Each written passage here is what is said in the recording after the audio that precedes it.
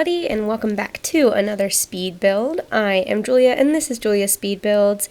Today we are going to be making a cabin, a summer camp cabin, inspired by my own time in summer camp as a child.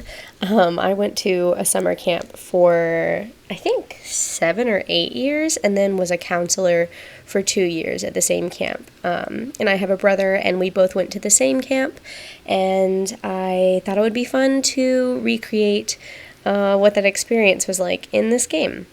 So we're starting off, we're going to be building separately the sleeping quarters and a shower house. I always thought that was one of the most interesting parts of going to camp, was living in these giant dormitories with your family for those couple weeks, but having to leave to go to the bathroom. And I also, the cabins at the camp I lived in didn't even have full-on windows. It was just screens. So if it rained, if you picked the wrong bunk on day one, your stuff got all wet. So it was fun to think about that stuff as we went through this build. So here we're going to start with the actual cabin, and I'm going for dark woods and green metal roofing, which was not too hard to find. There was actually a lot of options in here, and I don't even own the game pack outdoor retreat. I only own seasons, and it came with a lot of options. I think I used a lot of stuff from that pack in this build. So yeah, here we go. We are picking out our door right now. I was trying to find a balance between anything that was this dark green, but also something that was outdoorsy, kind of run down, to kind of mimic the screen porch feel that the entire building was supposed to have. So we're picking out woods now. I still haven't fixed this roof to the green color that we will eventually go with. I also tried a new thing with this roof. I was using a reference image I found on Pinterest to do this roof, because most of the cabins you see have that traditional, just the triangle roofing with the open face towards you. But a lot of cabins that you find at these retreat places, they actually have this shoot out on the sides, and I think it's just to be in place of gutters on your roof, but it looks really cool, and I think actually doing that in the game made it feel more natural. So yeah, here's this green. I can't think of any other reason to ever use this green, but it actually looks so good in the outdoors like this, because it's a little bit too teal blue almost. But it looked really good with these dark woods in the woods. I feel like that's true to life to what the cabins I used to live in looked like. So we finished up the outdoors on the main cabin, and now we're moving to the little shower house. I originally wanted it to be kind of really small and cramped, but that really wasn't going to work with the game restrictions, and I wanted to put a little porch on the outside of it, and we kind of just tuck it away to the back corner behind the dorm. I'm going to start calling it the dorm, and gave it a little porch so that we could actually fit multiple showers in there. I didn't know initially if I was going to put both a shower and the bathroom in there and make it an outhouse, and a shower house, but I was gonna have to make it way bigger than I initially wanted to if I wanted to fit an entire bathroom building in there. So we ended up just putting 2 showers in it and putting 1 toilet in the dorm, which was pretty true to what I grew up knowing. And so I went to a co-ed camp with my brother. And we had girls' camp and boys' camp separated by a lake, even though we did activities together. But in girls' camp, we had the newer cabins, and they had the bathrooms inside each cabin. But in boys' camp, everyone had a toilet, but then you had to go to the shower house. So interesting stories come out of the shower house at boys' camp. But I used these windows from Island Living. on the shower house, because with buildings like that, normally they're like cement and then just have vents and open windows all around, because they can't be the wooden like screen porch that the living quarters are, because there's water everywhere and the wood would rot.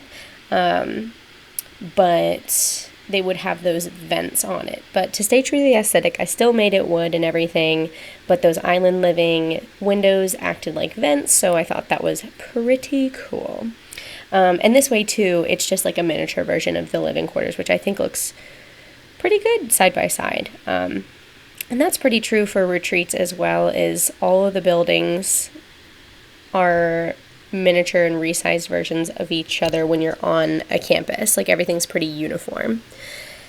So now we are doing all the landscaping, and it was a little bit harder to place the trees on this lot than I feel like it normally is. I think it's just because I had everything so close to the edge, and it's already a little clearing of its own. And then I was trying to match the plant style to the plants around it. So I was using these, I think they're called birchwood trees. They're from Cats and Dogs. And I'd never used these trees before. I actually just got this pack because everything's on sale. So figuring out like what their size ratio kind of was a little bit harder. And then trying to mix in these like pine trees proved to be a little bit more difficult than I thought it was. But ultimately we figured it out. And everything's just a little bit framed. Also, in the shower house, that birch tree is clipping through the roof a little bit, and so when it's like the fall and winter seasons, it's just a branch and it's not that invasive. But during the spring and summer ones, when there's leaves on the trees, it could be a little bit annoying if that's just not what you're into. I thought it was kind of realistic because there's always plants and things growing into your camp cabins. It was a little bit difficult to work around while building and decorating the interior, but I think it's really cute, so I kept it. But here we are with a little campfire. This is the fire from the Island Living pack. It's not the actual campfire from Outdoor Retreat. And you can still cook food at this. I think you're limited to only like feasts, and there's no refrigerator on this lot, but you can still use this as your means of cooking on this lot. So this lot does have everything you technically need to like have a successful playthrough. You can cook there, obviously you can sleep, there's all the bathroom needs and washing needs that you have, and then skill building books and all of the lot. And you can always add as well, if you needed a little bit more in your playthrough. For example, there's no like dining area. There is like a table on this front porch, but there's no like communal space. But I do think this build would still be conducive to having your other Sims over. Okay, I think this is actually my favorite part of this build, is the little pathways between all the buildings. I love how on campuses, no matter if there's sidewalks or actual gravel paths, there's always the route that people take the most often and have killed the grass next to it. So I really liked being able to draw the paths between these buildings and imagine where people walked. I do think if I were to add one more, I would have done it to the little swing set. But it's a mixture of the plain dirt terrain paint and then some rock terrain paint and the mud terrain paint. So I really like the texture that it turned into. Alright, so now we're decorating the shower house. I believe those two showers are from Strangerville, and I really liked their aesthetic of just kind of being bare bones, rickety, kind of gross showers. But I did put an extra wall up on the side of that one shower because there isn't any, like there's curtains on both sides of these showers, but the ends are completely bare. So I don't know what EA was thinking when they did that, because I know normally people just slide a shower into a 2x2 space, but then why would so like maybe you wouldn't need curtains on either end, but then you wouldn't need a curtain on the back side of the shower either. So interesting choices made here. So I just put up a wall there and made sure that the other end of the first shower is facing into a corner, so it doesn't really matter, and put some cleaning supplies back in there. There's always cleaning supplies in the weirdest places on your camps, because normally it's, at least at my camp, maybe this isn't normal, we would have cabin cleanup every morning, and that included like basically bleaching the shower and the toilet. So, and then on Sundays, the whole camp would have camp cleanup instead of just cabin cleanup, and we'd each get like a different program area around the camp to help clean. So there was always cleaning supplies at every single like different building or field or location on our campus. But I really enjoyed the little thing, like the touches on the walls in this building. So like the towels and like the robes hanging, and then the little seat that's in the corner, because I could really imagine like a line being formed going down those stairs. Alright, so now we are in the dorms, and originally when, like, it's the beds from Strangerville with the trunks on the end that made me want to do a build like this, because I had a purple trunk when I went to camp, and so that purple bed really reminded me of that and inspired this whole thing, but I still wanted to play around with what beds might go with it, so I almost decided on the beds with just the normal, like, metal bars from Get to Work, but I thought these were a little more true to life, a little more campy. So we put the toilet room in the cabin as well. Even though they have a shower house, it was going to be hard to fit a toilet in there as well. And then also, in my experience, I think I've already said, in girls' camp, we had our bathrooms in our room, and we also had just like the sinks there so that we could brush our teeth at night, or like for me, I had to take out my contacts. So I did a little one of those in this little cabin. Also, I made sure that, at least in my experience, I keep saying that, we didn't have actual doors on our shower and toilet in our cabins. It was a shower curtain. And so I played around a little bit with trying to put a curtain up on this little doorway.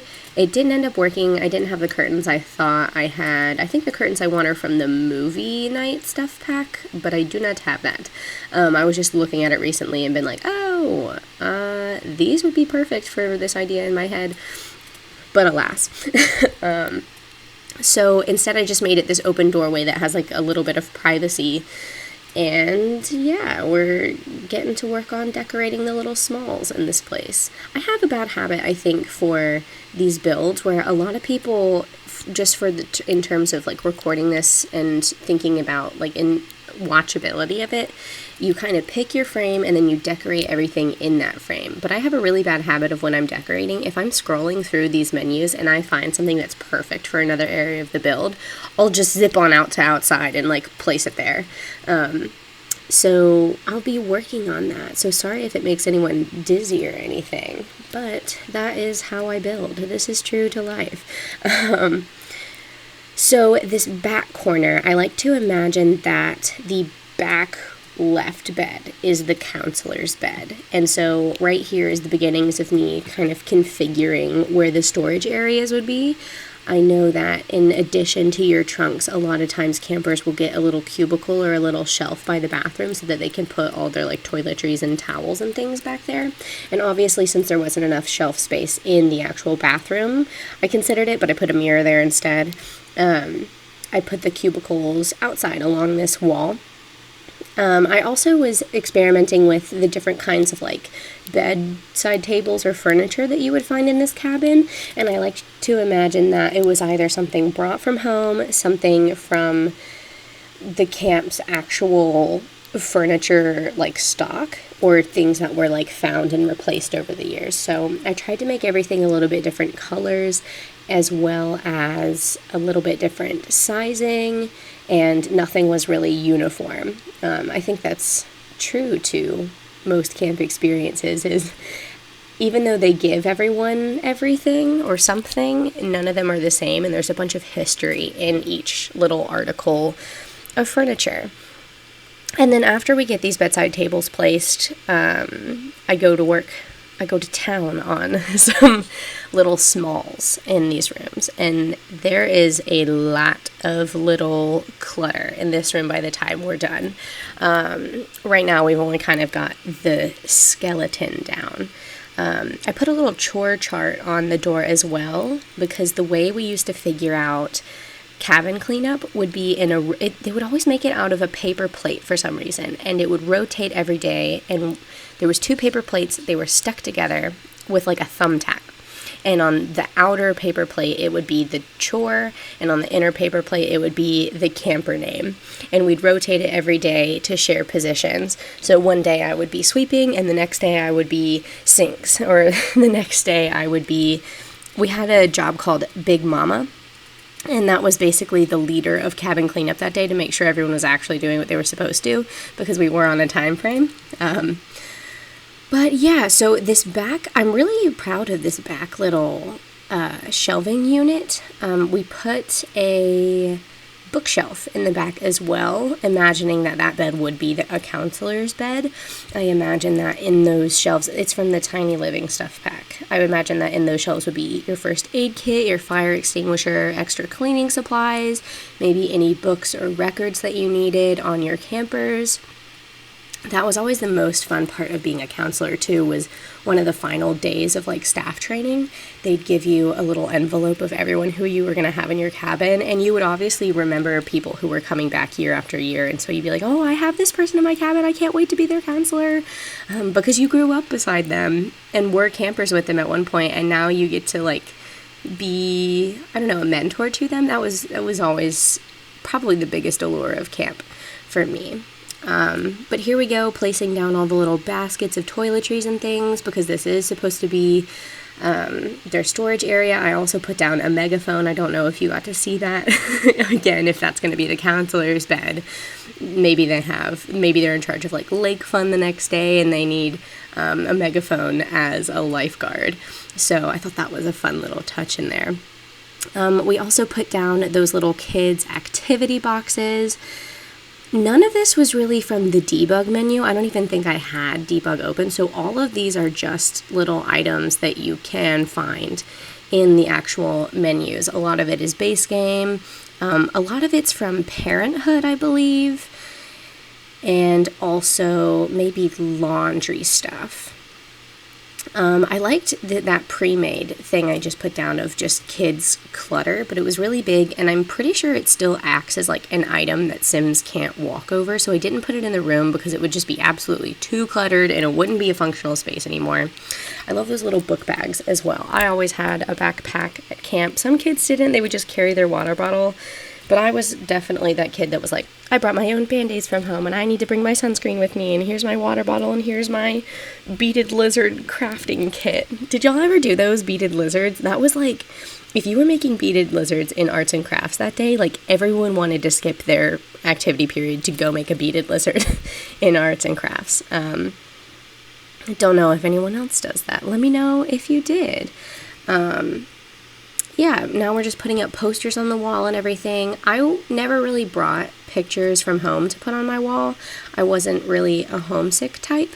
I actually got more homesick as a counselor than I ever did as a camper, but I put all these posters up because I definitely was that kid. When I was young, like J14 magazines were really big, and so Joe Jonas, Taylor Swift, Miley Cyrus, like I had all those posters, and they were definitely things I brought to camp with me to put on the walls. But I imagine some of the people in here are bringing pictures from home or stickers from their favorite band or book, or we didn't have Redbubble when I was a kid, but I imagine kids nowadays bring stickers like that to put on like their water bottles and things. I also put down a couple rugs in this room. I know that I used to bring rugs to my summer camp because our counselors would bring their rugs from like their college dorms with them, and I ended up taking my rug with me to college, which I thought was pretty cool. So now we're just doing our final little tweaking of things, putting up some last minute decorations and recoloring some of the things that we already put down. That's one thing I recommend to builders, is just get everything into the actual space and then recolor it later, resize it, not necessarily resize it later, but definitely recolor it later if you're putting down multiples of a bunch of things. But we are about wrapped up here. You can find this build in the gallery as Summer Camp Cabin. You can find me in the gallery as Julia Builds. Let me know if you play in this and put this down on any of your lots, or if you do a playthrough with it. That would make my heart warm. And don't forget to like and subscribe. We are about to do our walkthrough, and I will see y'all next time.